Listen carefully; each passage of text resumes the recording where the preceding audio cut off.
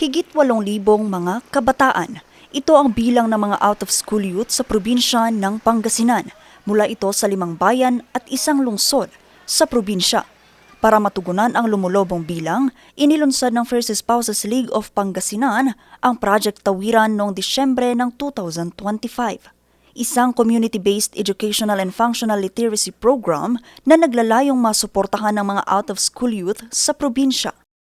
We will teach them the basic.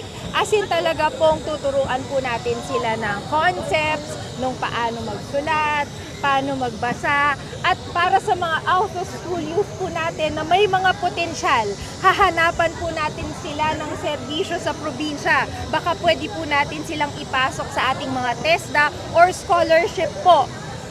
Kung makitaan po natin sila ng parang willingness as well.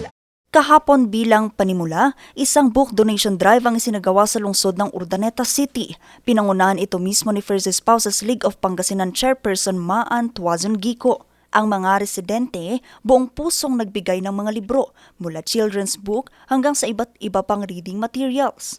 May naghandog din ng mga school supplies. Ngayon naman po, ito'y para sa ating mga out-of-school youth, sa mga tao po na hindi marunong magbasa, sumulat, hindi nagkaroon ng pagkakataon para sa edukasyon. Ito naman po, tayo na po ang lalapit sa kanila para sa kanilang kinabukasan. Bibigyan po natin sila ng pag-asa. Ang Project Tawiran hangad na maipamana ang kalaman sa mga kabataan, hindi lamang sa larangan ng akademiko, kundi pati na rin ang pagkakaroon ng magandang asal tungo sa magandang kinabukasan.